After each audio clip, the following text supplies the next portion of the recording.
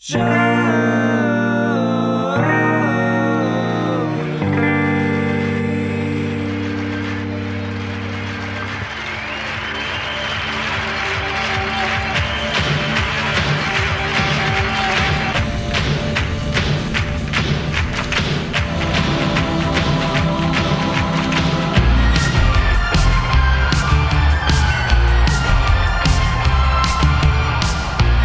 hello, everybody. Welcome to another installment of Show to Be with Mike G, the show of life, the show of the water of life, Scotch, Islay, voracious reading, and so much more. Just on Friday, this is really fresh in my mind. Sometimes I take my sweet old time putting out interviews, and I know I've taken a couple weeks, but this just happened Friday. Lynn McEwen, the global marketing director for Bruichladdich Distilling. You know, I wear the Bruichladdich shirt. I got a sweatshirt.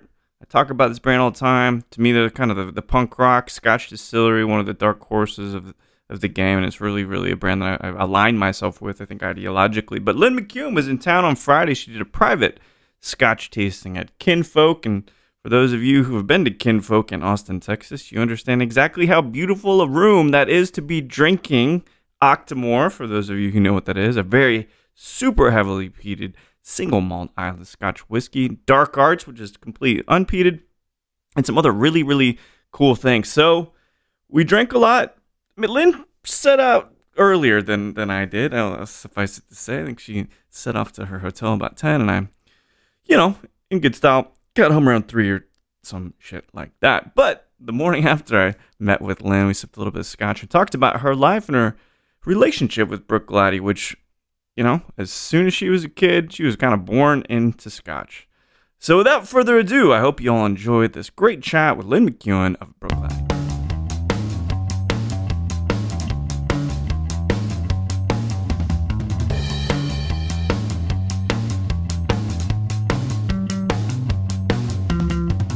Hello. So I left Islay. So I grew up in Islay. And my mum and dad still live next door, and I still have a lot of family there, but I left Islay when I was 17, which was very common. This is before Bruichladdich started, so there weren't actually that much jobs in distilling. In fact, there wasn't really much opportunity at all beyond maybe fishing or farming, and the expectation from a young age is if you want to have a career, then you will probably need to leave the island. So you're kind of set up for that thinking. So many of us left to do college courses or apprenticeships or university. So I went to university and then did a bit of traveling. And I came back in August 2001. And Bruichladdich was started in May 2001. So I missed the opening. Oh, wow. I missed the opening. What did you set off and study when you left the island? I set off and studied psychology and politics. Is that right? Did you... This is the thing, and I've thought about this question, and having known I'm going to interview you this morning, and I've talked to, I think Jack Teenling comes to mind, actually, right? His dad's a magnate of Irish whiskey and stuff, and I asked him when I interviewed him, I said, is there an expectation that you follow in the family business? You set off to uni, studying psychology, politics. Did your dad ever have any expectation that you must also be in distilling? Never. There was, it wasn't an expectation. It was never pushed. I worked at Bowmore Distillery when I was... Did you really? Yeah, I was a tour guide when I was 15 years old. I don't even know if that's legal, if you can be selling whiskey before you're actually legally allowed to drink it. But anyway. Well, anyone can talk about it. Maybe, exactly. Right? Yeah. So I loved... The whole whiskey experience was very much a family business for us, in the sense that back then, very often, instead of taking people to a restaurant or something, because there weren't the same choices as there was today, Dad would bring visitors back to the house. My mum is even more gregarious and outgoing, and Dad, and a wonderful host, and together they just created this brilliant atmosphere, and my sister and I would be a part of that. We'd serve the plates, and we'd, bring out the shortbread or the, entertain, sing a Gaelic song, right. And it was very much a kind of family business in that sense, because we were all kind of involved in it in terms of the hospitality side. So I felt hugely lucky that I was able to be in this tiny wee island in the rocket in the Atlantic, but it didn't feel small because you were able to meet people from all these different cultures. Right. But I still never put two and two together and go, well, I'm going to make that into my job, because I was never interested in the production part of it.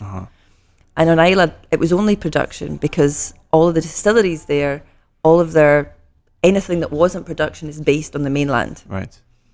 And then I didn't know anything about that. I didn't see anything about that. And there's that whole thing, you can't be what you can't see. So it never even occurred to me that I would end up doing something like that. So when I came back from traveling...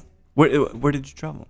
Throughout Europe, the States? I went out to Australia, and I worked in really super rural places, on motorbikes, ranches, like rounding up cattle and mad stuff like that. Yeah, super rural. Do you like that stuff?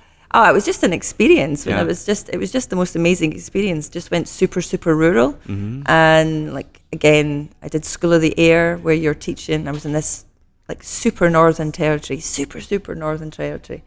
And I did, there's no schools out there. It took like 5 days to get there in road truck, like this big road truck. Okay. And it was a family, it was a dad and the 2 kids, and the dad was going to try and make this into a safari resort, but it was literally just a caravan, and that was it. And 2 kids, he had 2 kids. So I went out there with my best mate, and we taught the kids, and we did the cooking, and he was trying to build a runway, because if he could build a runway, then the planes could come in, the materials could come in to build a house, etc. So no electricity, no hot water, anything like that. So it was an adventure. I love that. And we were actually just talking about that.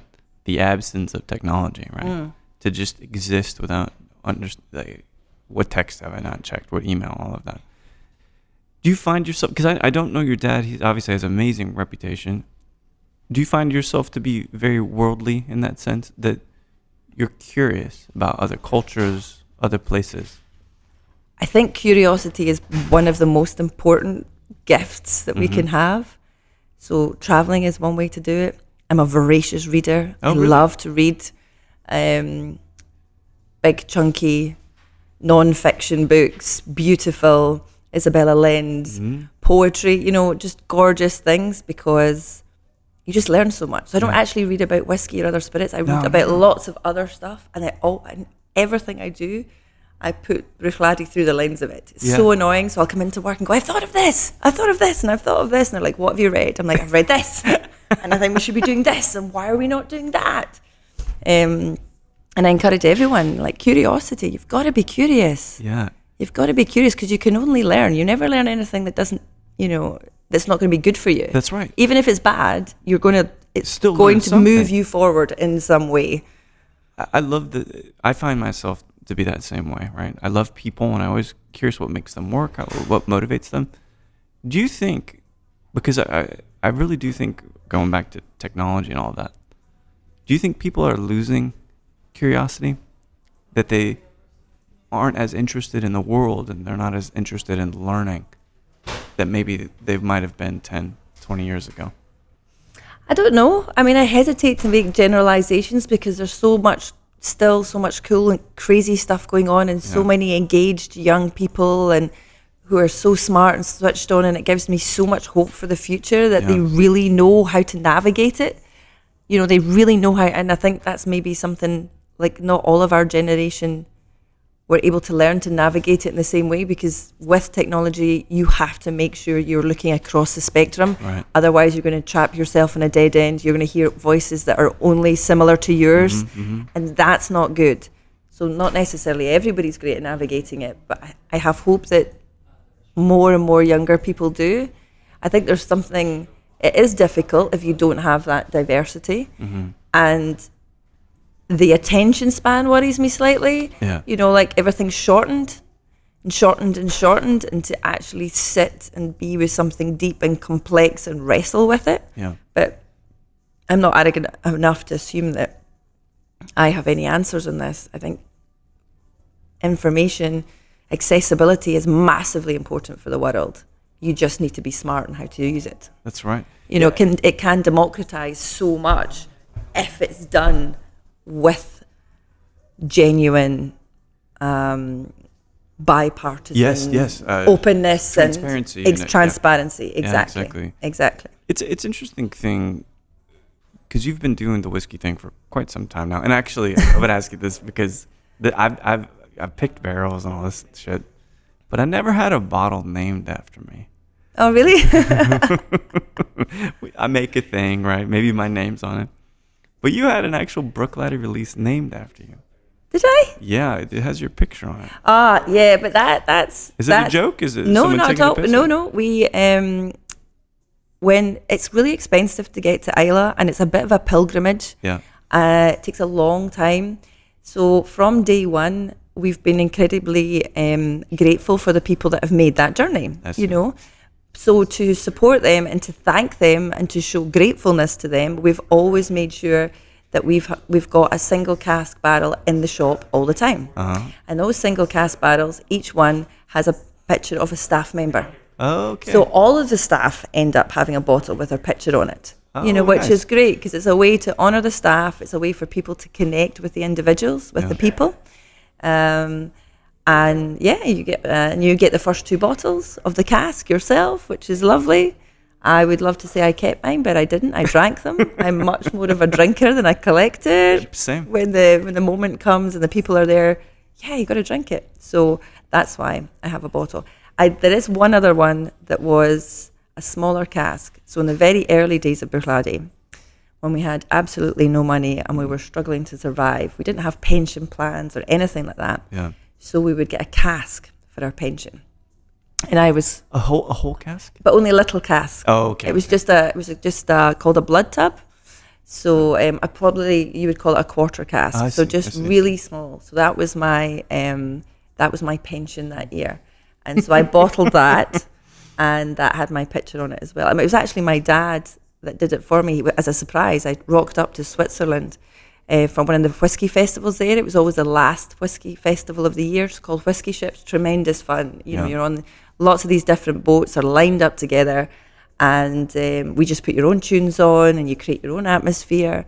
And I rocked up and I was like, oh my God. And he'd worked with Berto Plutznik, who is the owner of the importer there, just a genuinely lovely, lovely man. And this was their surprise for me that they'd done this. Oh, wow. And yeah, it was really lovely. So those are the two bottles I've had. That's Which is not quite so cool.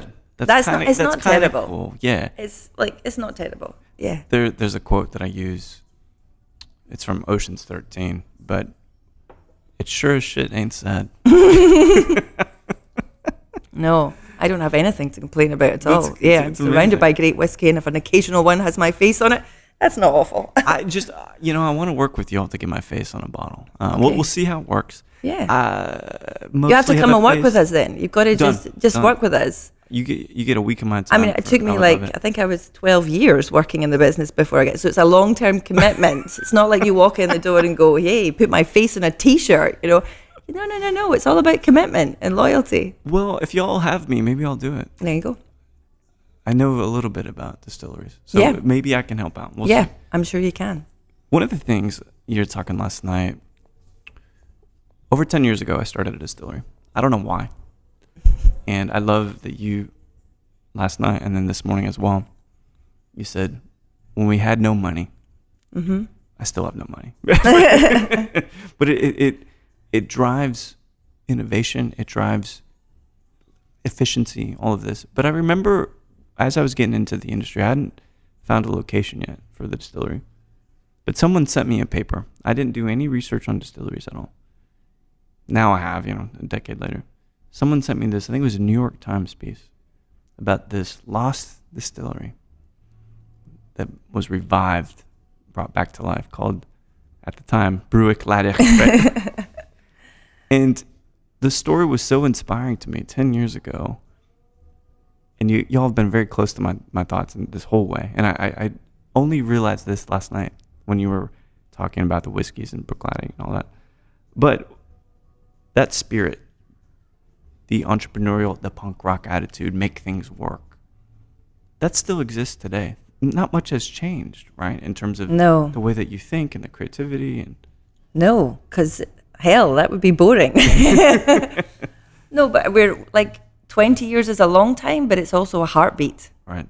It goes really quick, and we've got this great mixture of people that have been since the beginning, like myself and Alan Logan. Adam's been there since 2006. Simon's been there since the beginning. And then you kind of attract people because of that. They want to be a part of that. So even people that are coming in that are quite new, it's because they want to be part of that attitude, and they've got that spark in their souls as well, and they want to explore it. So that's great, actually. So do you think that because of the essence and the spirit and the way in which the folks think, Alan and Adam, it brings like-minded people together? That it finds these wayward souls that said, well, Bruichladdich was my calling. Yeah, I think culture is so important, and we have a culture, we have an energy, and it's not necessarily that we all think alike, because in the early days it was, it was fraught and passionate and, messy and ugly and hard and brilliant and thrilling and exciting. And it's still like that a lot of the time. The stakes are different, but whilst a lot of us, we're different to each other, and we have different political beliefs, and we're absolutely signed up. We are signed up for this. And not everybody, it doesn't work for everyone. We have people that come and, we don't work, we're too loose, or and it doesn't suit them, or we're too transparent, or we don't have enough process, or whatever. But I think culture is absolutely key. And that's the interesting thing. And if you look at studies, of businesses, it's like the third generation where it starts to unravel. So we're kind of like the second, we're like the second generation. So we can, it's like, even with family, if you know what your parents went through, like my granny, single parent, and had to work 3 jobs. And my mum felt that very viscerally, but she was very loved and adored. And then I still remember that, and we're in a great, fortunate place now. My kids will have a really different experience, so it's not as close. So I think we're still second generation. That 20 years is not that long ago that we don't remember what it took to get us here and how important it was and what it was like before. So it's still absolutely close to our hearts. Right. And it's so important now as the second generation, to instill that culture and that passion so that it can go beyond to the third and the fourth without any unraveling. Yeah. Because we are only custodians. This is the thing with whiskey. Custodians, yeah. We are custodians. We are literally just footsteps in the sand. The Lynn McEwens will disappear. The Alan Logans will disappear. The Jim McEwens have now retired and doing other things. How do you create a culture that exists beyond any one human? Right. It's almost like folklore. Those tales you tell at the campfire. Exactly. I do wonder, I agree completely about culture, and I hadn't really thought upon that third generation arriving, that it unravels, but it makes perfect sense. I would say that of all the Scotch distilleries, the most unique and the most compelling, playful, punk rock, all of these, culture of any distillery, Bruichladdich is so unique, and I just wonder, how did that even come about? Because you don't manufacture it, right? It just exists. So that culture of innovation, curiosity, punk rockness, as I'm wearing the shirt, right? Where do you think that came from? Well, I think if you go back and you look at Mark Rainier, passionate about, the terroir in France and shaking things up and picking fights with folk and arguing with people on Twitter all the time. You look at, Dad and, this opportunity, 37 years with Bowmore, which was amazing and incredible, and all of a sudden you have no boundaries. Yeah. It's a long time to have a lot of creativity in your head, and then you can literally, you can do whatever the heck you want. You can literally wake up in the morning and do, I'm going to do this. Yeah. So you take these big personalities, Simon, like the original Bon Vivant, he's just a wonderful, garrulous, inspiring, gentle man who just loves great food and drink. And you throw all of that up, and all of us are loud, and all of us are opinionated. Then all of a sudden it feels different. And it's also about, like, the thing with Bruichladdich is we've not really ever looked left to the right. I'm not really interested. I don't know a lot about lots of other whiskies. Okay. I'm sure they're cool and all. Yeah. But if you're looking left or right, you're not walking your own journey. You are not walking your own path. It's like you're running a marathon. If you're running a marathon and you start looking left or right, you're losing time, man. You're not running your own race. Right. So for us, what's right for us might not be right for anybody else, but we have to run our own race. It really feels like that. There's this we talk about Bamor, right? It's a corporate shop, and I love it. It's good whiskey and all of that. You think of the Speyside stuff, whether it's Macallan or Balvenie or whatever. None of it feels cool. You know? You know what I mean, right? Like, it's just the good stuff. It's great whiskey. Yeah. They feel like squares to me. Yeah. And with this partial stake with Remy in the distillery, and we talked about this earlier, but did anything change? Did you lose a step? Did you lose that independence and that creativity? We have to do a lot more PowerPoints in Excel. That's the one thing that changed. Yeah. There's a lot of language internally that we have to use, but no, it was like I was saying earlier, there's that scene in Braveheart that's just hold. And they bought us because they bought into that culture and that ideal, and they were invested in the long term. And I know that's not been everybody's experience when they've sold. Right. They've not been given the same parameters, but we have such a clear sense of self, and it was, fiercely independent was something that we had written down in kind of our own internal manifesto. And the chairman of the board of Remy at the time, when they bought the distillery, said, you must never take that off. You must never take that off your manifesto. So we might not be an independent business in terms of we have a parent group, but it's absolutely that independent spirit that is the thread that runs through us all.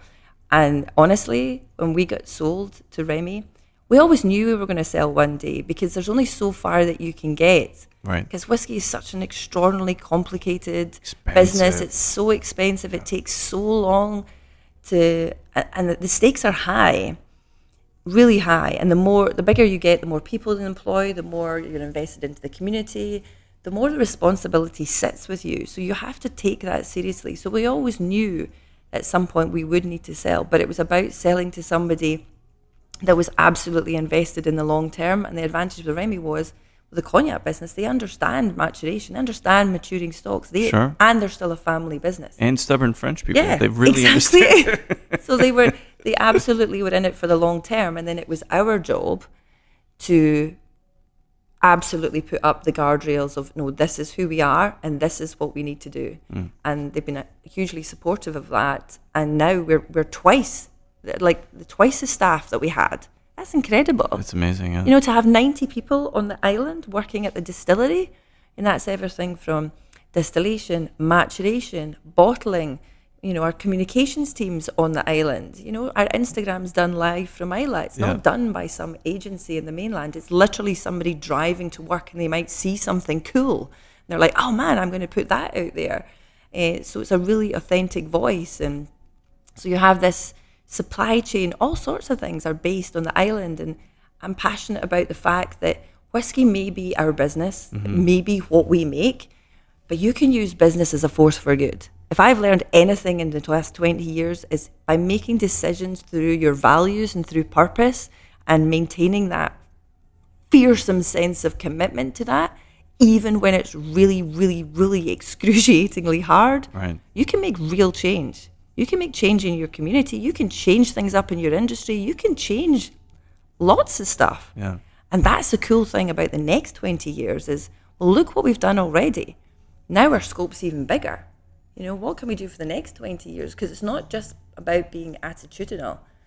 It's actually about leaving a legacy that's going to survive beyond, and it's reconnecting that land to the whiskey agricultural piece that's not been talked about. It's not just about terroir. We started talking about terroir because we were looking for flavour, but as soon as you step out of the commodity system and you start talking to farmers directly and understanding their challenges, you're like, whoa, I'm part of this system. I'm part of this agriculture system.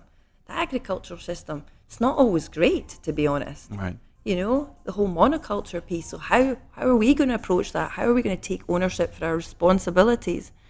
So I firmly believe that purpose piece is so important. So yeah, it was rock and roll and fierce in the beginning, and we are more mature now, and we are attitudinal, but the stakes are higher. Yes. Right. But it still has to be freaking fun, because nobody wants to feel guilty when they're drinking a whiskey. Right. They want to feel like it's delicious and it's cool and it's gorgeous. But if it can also be done in a way that is super considered and really has its eyes wide open to the full impact, that's cool.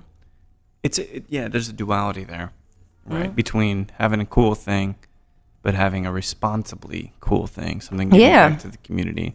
And before we talk about the barley, which we've got to talk about that, how do you enjoy what is, I consider it, because I was a musician a long time, lead singer, all this bullshit, what is a performance? So last night, obviously I'm not saying it's an act or any of that, but how do you like the traveling? How do you like captivating a room, drinking whiskey? Is that something that you quite enjoy?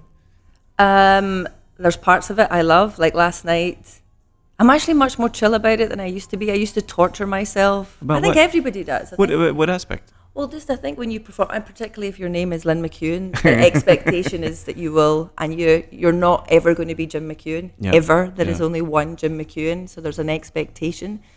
Not that I've ever worried about it too much, but I think anybody that has to put themselves up on stage, and the only way to be good at performing, I believe, is to be vulnerable.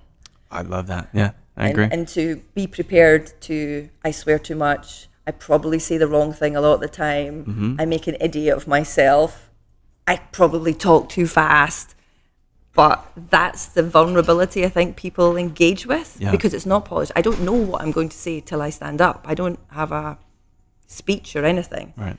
But then you have things like last night, and it was funny because the other night as well, we did a Octomore Vertical, and it was honestly, instead of I did a little bit of speaking in between, but then I just went round the tables as well.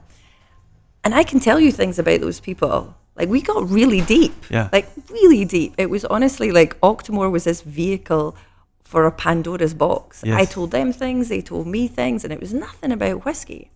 It was just, the whiskey was the vehicle that created this moment where we all felt safe to, just share. Yeah. And last night was different because it was more of a performance, but it doesn't feel like a performance when I'm doing it. It's just, I get really, really excited about stuff. And I love when people ask questions, and I love hearing their thoughts. So it doesn't feel like a performance. I get excited. Yeah. I get really excited. And I'm like, okay, have I gone too far? Calm down, Lynn. Calm down, you lunatic. You're just ranting. So yeah, I don't think it's a performance. It's just... There was a pattern when I was touring a little bit, and you go and you put it on, you talk, you connect, you're vulnerable, which is very exhausting, to be honest. What's the ritual like the day after? I know you talked about walking down South Congress, hanging out by the pool here, but do you need that equal time to relax?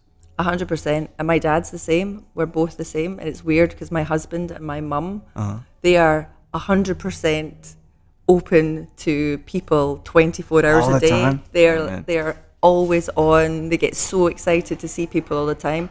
Whereas my dad and I will get to the point where my mum used to laugh. Like, they'd have, I don't know, say a group of Japanese over in the house, and it would get to a point in the day and Dad would start winding the clock forward. Or he would just walk off and go up to bed. No and my mum would just be sitting there, with these people, and she'd be like, your blooming father's left me again. Because there's just a point where you're just done. But I think that's just people. So it's not that we're not totally in it and loving it at the time, but it does, my husband always says I'm a cat and he's a Labrador. Yeah. So I need to just go and chill out and be silent, and he's happily dancing about the place all the time, and Mum's the same. Really excitable all the same. And Dad, we just need to chill out. It's just people though. It's just people. We enjoy all the engagement, but yes, you do need to go and that's where books for me are great. That's the way you find solace and peace in reading. I'll just curl up in a wee corner and read a book, and I will expand a different part of my brain, and that will get me thinking about things, which will fire off different things. And as I say, it always comes back to work and think, oh, right, cool, and then the energy comes back. Yeah, I love that. And I think that people, those events like last night, right, very connective, because much of the time maybe we spend interacting with other people, at least in the States, at least in Austin, Texas, it's virtual. Text message, Facebook, Twitter, you know. But the last vestige of culture, I think, is that you have to experience in person is cocktails. Artwork, I think, too. You know, you can see a reproduction and a picture on your phone of some great Gauguin or Rothko painting, but you can't sip Octomore on a text message. You know what I mean? Oh, no. And that's the wonderful thing about whiskey. I mean, whiskey cocktails are brilliant, and, you know, I can see sitting here in Austin where it's 35 degrees, you want something cold and refreshing, and the great thing about our whiskies is they're so full-bodied and rich, they can withstand that and exist within a cocktail. But when you drink a whiskey neat, you literally have to slow down. Yeah. So therefore you literally slow down, which makes the conversation slow down. You have to look people in the eye. Right. It's not something you shoot. You know, it's made from barley, one of the richest flavour compounds there is in grains. So it does generate a different energy, which is much more conversive rather than, you know, as a picture on Instagram or something like that. Right. So yeah, that's the cool thing about whiskey. It's very evocative in that way. It is very, and that's the thing, evocative. It smells amazing, so it instantly changes the room. You're like, oh wow, yeah, what is that? And then it develops over time. You're like, what am I smelling now? And wow, how is that opened up? And why do I want to keep drinking whiskey? What's going on? Yeah, it's cool. There's just, you can fall into the world of whiskey and never fall out. It's the ultimate Alice in Wonderland, down the rabbit hole. That's right. But it's a great place. Or the Shining Maze. Either way. That too. I'm gonna. This would be a circuitous way for me to talk about that Islay barley, but for whatever reason, in the past couple of weeks, I've had conversation about geese. That's weird. I'm not gonna lie. That is weird. You need to consider that. Well, I'll tell you what the context was. Everybody that I've talked to about the geese, apparently, have had a confrontational story about the geese. Really? Yeah, I had a goose try to fight me. Really? So did this other person I was talking about. What, did you steal their wallet or something? It was you know how drunk alpha males I've met drunk alpha males before, yeah. And it's like, this is my room, how dare you to divert attention, you know. That's kind of what it felt like. I walked into this nice, beautiful kind of lake and stuff, and the goose just, he locked eyes with me. And he's like, fuck this guy. And so he followed me and came out. The reason I mentioned the geese is something I didn't realize is that in order for the Islay barley to survive, I didn't know geese loved barley so much. They do. And you have to drive very, very far into the season to plant so that the geese don't kill all the barley, right? Yeah, they can devour an entire field in the morning. So we do have to plant later than you would on the mainland. And also Islay has this migratory population of barnacle geese that come across. Oh. So there's thousands and thousands. So a lot of Islay is an RSPB reserve. RSPB, the Royal Society for the Protection of Birds. So they are protected, the birds, the geese in particular. So yeah, they come over. They spend their winters in Islay because it's milder. And as the Islay Barley Project has grown, actually more and more of the birds are staying all year long now. Oh, really? So it's just something that we have to factor in. But generally we wait. It's quite funny. We have to wait till the last little goose has packed up his suitcase, turned out the lights, taken off, and then we go, okay, we can go. I suspect they know they got it good. Oh, some of them are staying now. Some of them are like, this is great. You Yeah. seem to be making the perfect home for me. I'm going to stay. It's cozy. It's not too cold. I have loads of this food here. It's really good. You don't seem to harass me too much. So, yeah, we've made up goose paradise. Are they nice? Because going back to, I've had a lot of geese confrontations. They're really nice. Okay. They're not, I don't know what kind of goose you're hanging out with. And, maybe you should think about that. It could be me. It really could. It could be you. Generally, they're more afraid of us than we are of them. So Yeah. as soon as you go near them, they will take off. So yeah. I like that. So no, the Barley Project is, it's growing substantially. So it's another one of these things that we need to protect it and make sure that the longevity of it is really considered and it works for everyone. Yeah. When you mentioned what is that duality between having a great whiskey, something you enjoy, but also giving back maybe to the community or ethically making it, right?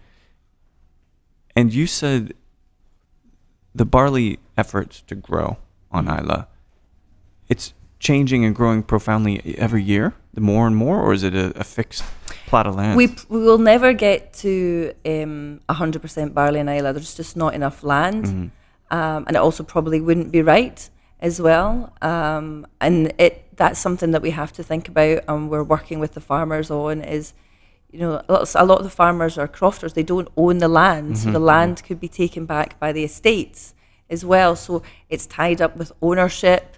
Land ownership, it's tied up with so many things that go way beyond just whiskey. Yeah. And again, this is the thing that you realize after 20 years in the business. It's never just, let's go and grow barley. It's like, well, who owns that land? And how are they managing that land? And will that land stay in their ownership? And what if it doesn't? And then they don't want to do this anymore. Right. And it's tied up in so much more geopolitical things as well. Because much of Scotland is still a feudal system, so I didn't know that. It's very complex. So change doesn't happen quickly. Right. I think I want to talk about peat for a second, because peat to me has never been offensive. It was something that I wanted to. I'll use David Lynch as an example, right? I'm not really sure, and I love film. Don't get me wrong. I'm not really sure many of David Lynch's movies are good. But they're sure shit fun to watch. And he's going for something, and if you go along for the journey, maybe interpret it certain ways, metaphors, all this, you find a deeper meaning in it. So that's how I feel about peat, right? That I'm willing to peel it back, discover, explore. But you traveling, having these whiskey tastings, is peat something that's incredibly polarizing for people? Because Port Charlotte to me is the most nuanced and delicate peated whiskey that there is. Yeah. Yes, it is polarizing for people still. There will people that will very often say, I don't like Islay whiskies. They're actually saying they don't like the flavour of smoke, because Islay is not a flavour profile. No. Islay is a people and it's a place. Just for instance. Bunnahabhain is unpeated, Bruichladdich is unpeated, but we also make a peated whiskey. But what they also, a lot of them are saying, is they don't like the specific kind of iodine quality that some of the other Islay malts are famous for. Right. And that, for some people, is their jam. That's exactly the flavour profile they're looking for. Yeah. But for other people, it puts them off for life. And that's, I totally agree, Port Charlotte. The number of people that have said, I don't like that style of whiskey, and you let them taste Port Charlotte, and they're like, wow.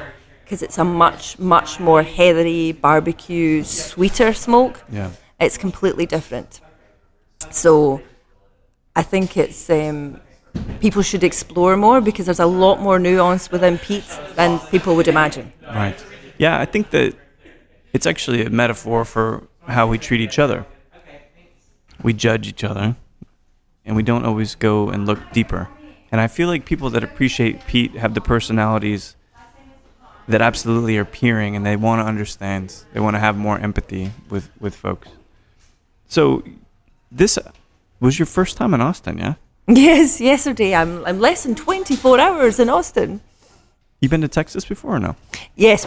Ironically, the very first time I came to America was to Dallas. Really? Yes. Whiskey stuff or fun stuff? Whiskey stuff. Yeah. I came into Dallas and I left for Dallas, so that was my first experience. Yeah. It's been pretty hospitable so far, yeah?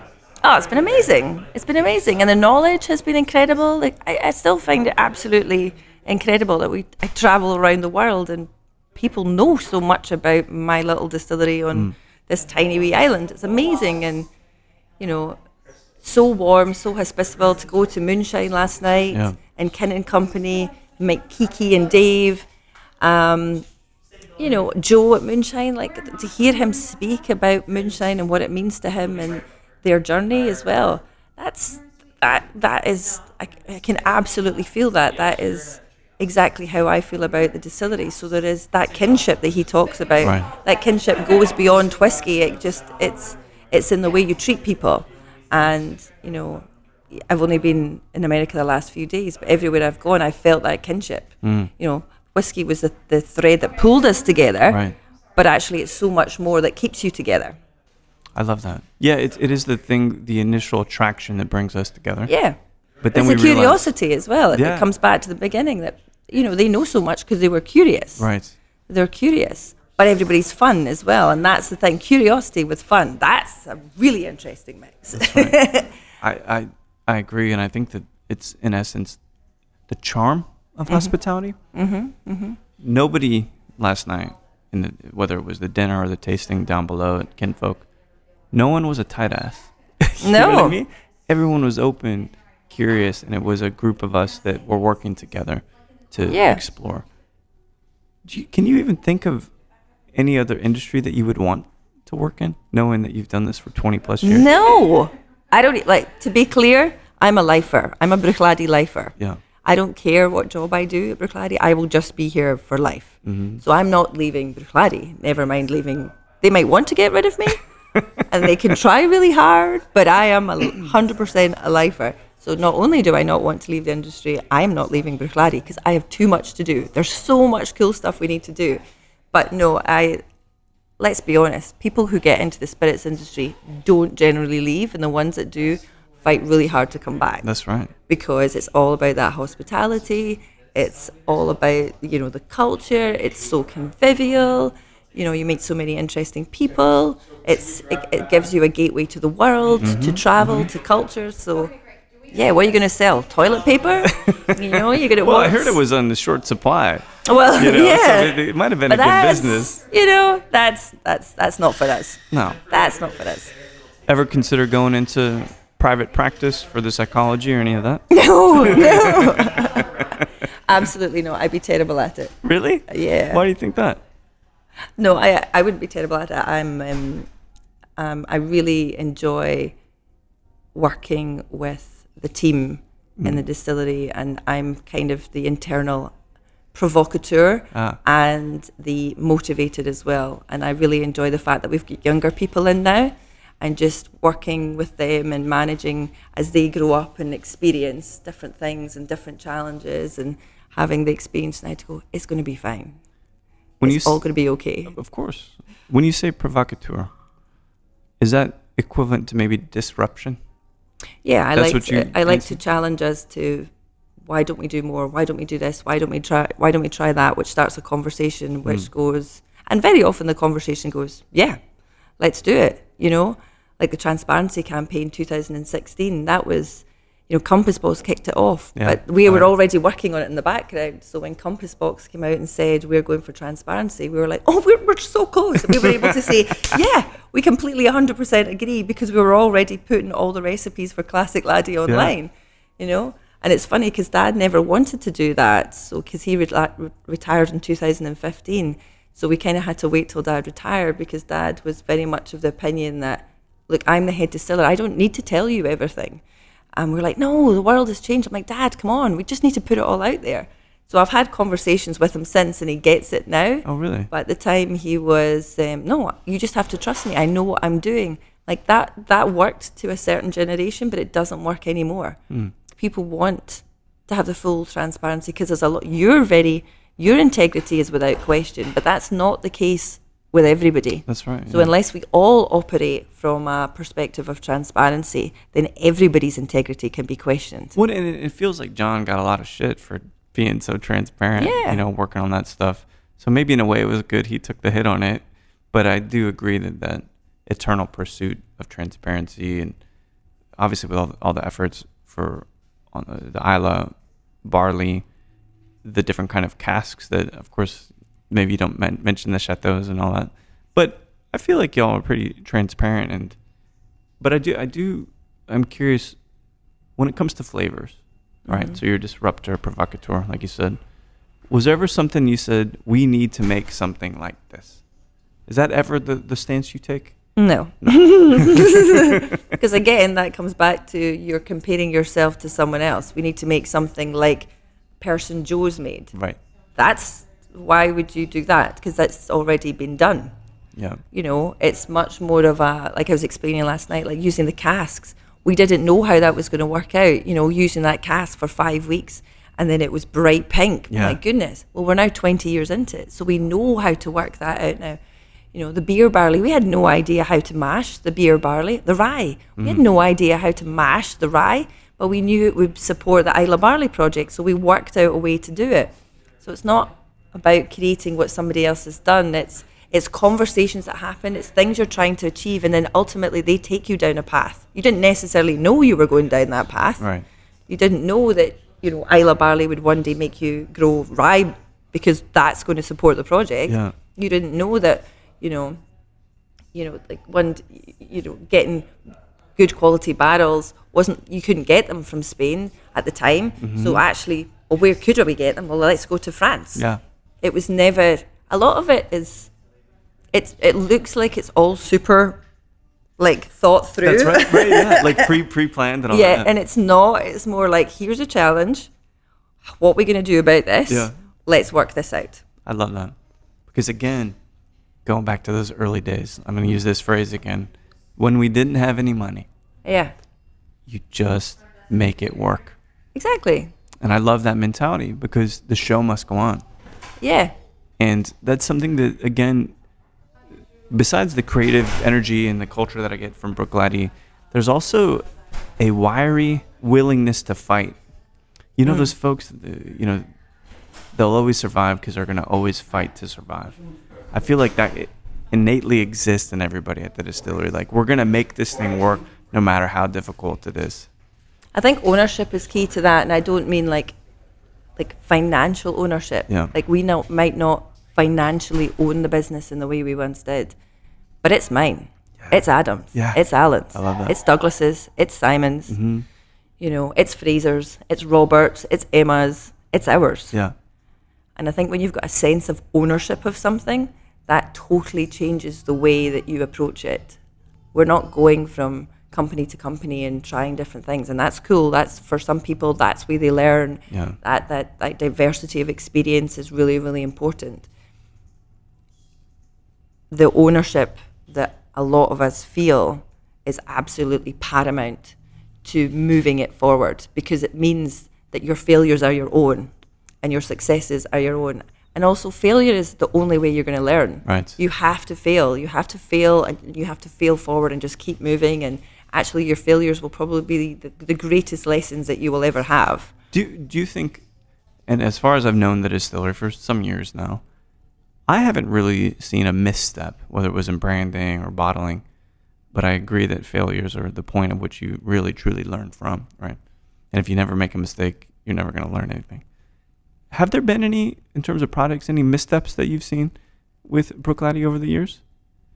I think, well, the one that Simon would say is the only one that he's really not proud of is the Celtic Nations we did 1,000 years ago. It was with a vatting of Cooley with Bruichladdich. And it wasn't so much the Cooley, liquid. really? Cooley? Yeah. It wasn't so much the liquid was bad. It wasn't. It was just the packaging was so not us. And you're like, oh my God, I can't believe that packaging. Because it was done by a particular way of a particular person, and it was just so not us. It was, yeah. So not us. So no, we haven't, there's no products that we've put out that I'm not proud of the liquid, because that's always been paramount. And we haven't necessarily failed, but we've not really always known what we were doing. Yeah. So we've just taken those risks, and if there was a failure, we were all safe in the comfort that there wasn't going to be a blame culture. Right. There wasn't going to be a, oh my God, you screwed up there.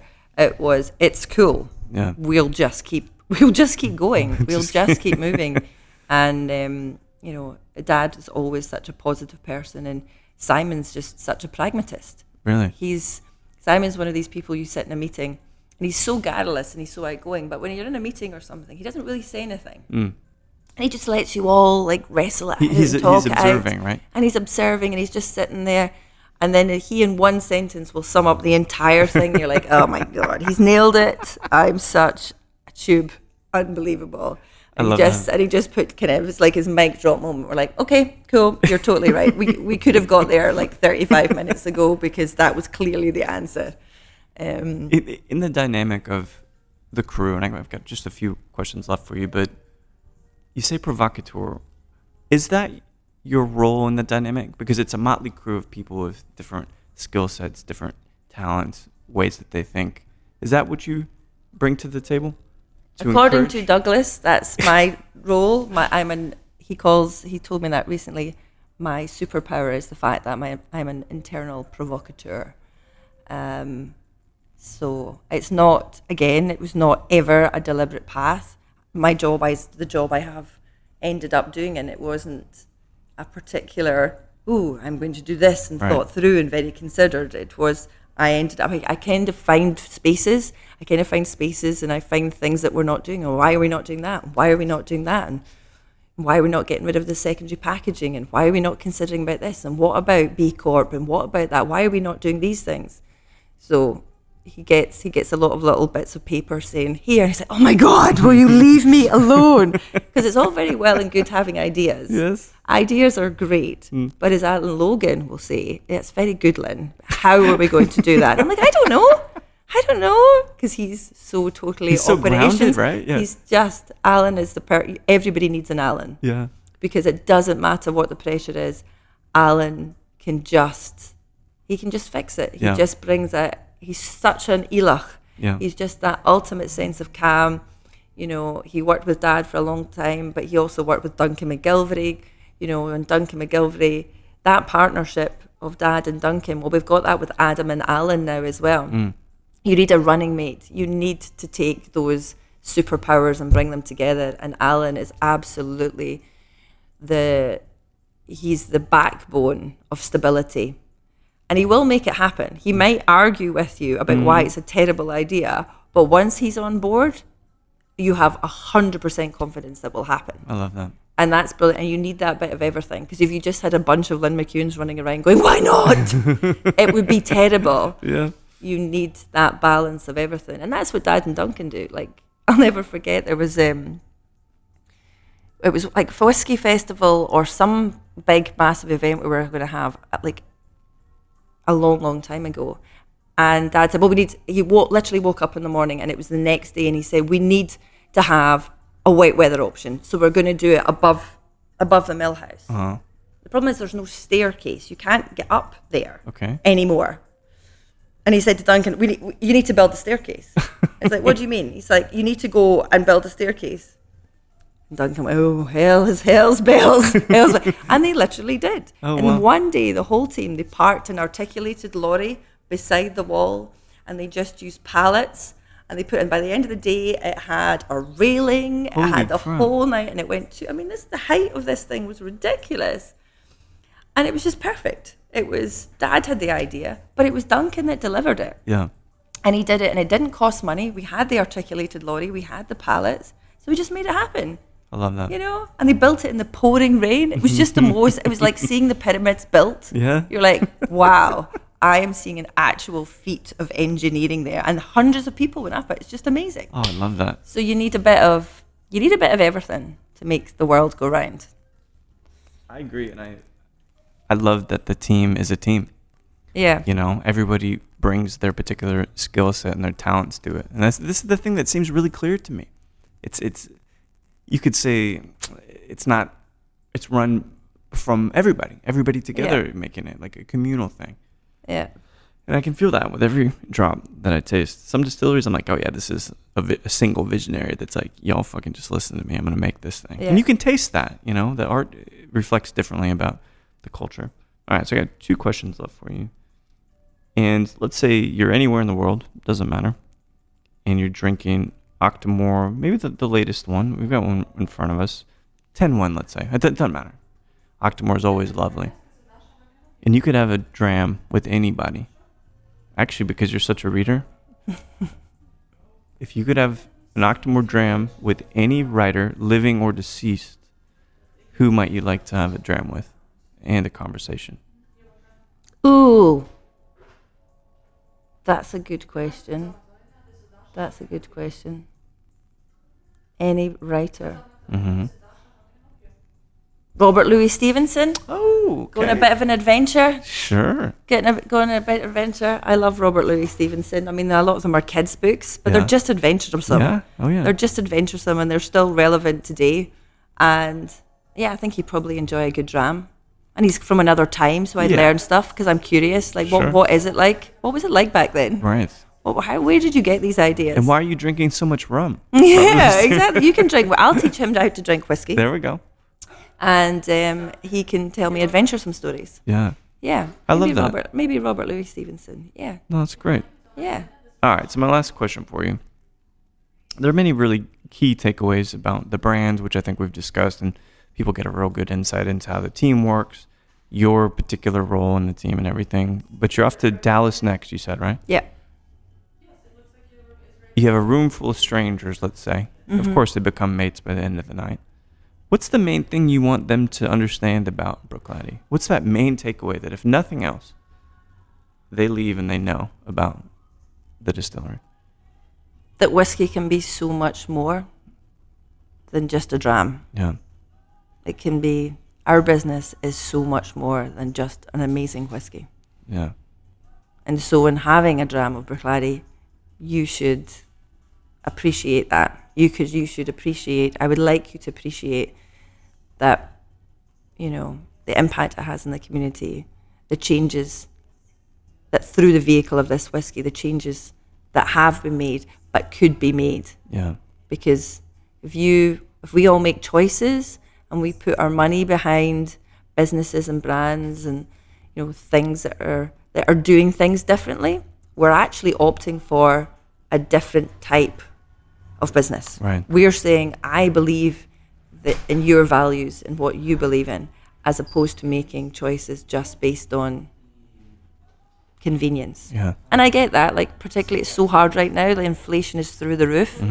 And whiskey will always be a luxury product. You don't need whiskey. We can all survive. Wait, hang on, Lynn. I think that... We need it for our souls. That's right. We need it for our souls. But it is a luxury, you know, and we're incredibly privileged to not only be part of the industry, but be able to afford to participate in it. Yeah. But yeah, whiskey can be so much more than a dram. And at Bruichladdich, it really is. I love it. And my life is different because of Bruichladdich. And maybe yours could be too.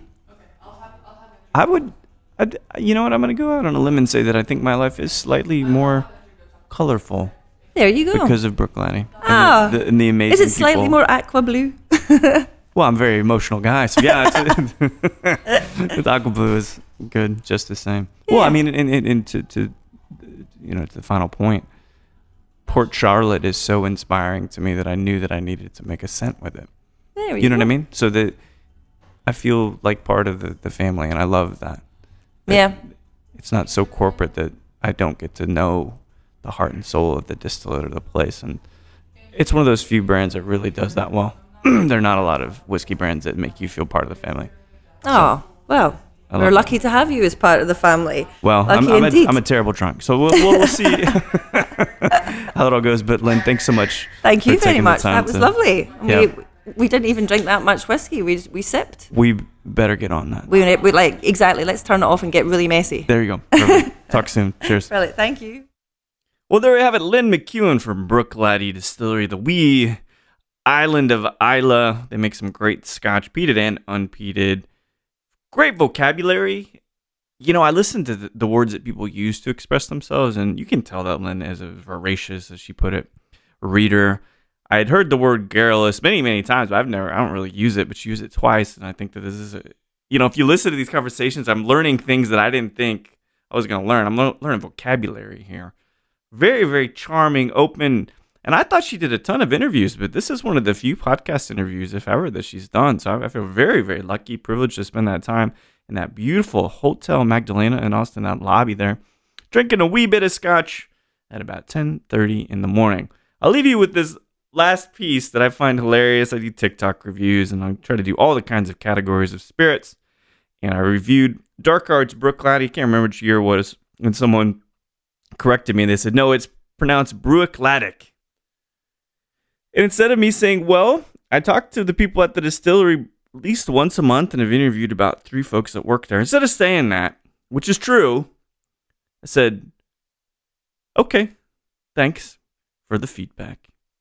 This is a metaphor, I assure you. So thanks everybody for listening to Show to V with Mike G. No matter how interesting and intriguing this new pizza making show is, I don't know what network it is, on Hulu is, or if you're getting super excited for Halloween, as I'm sure many of us are, please keep dancing.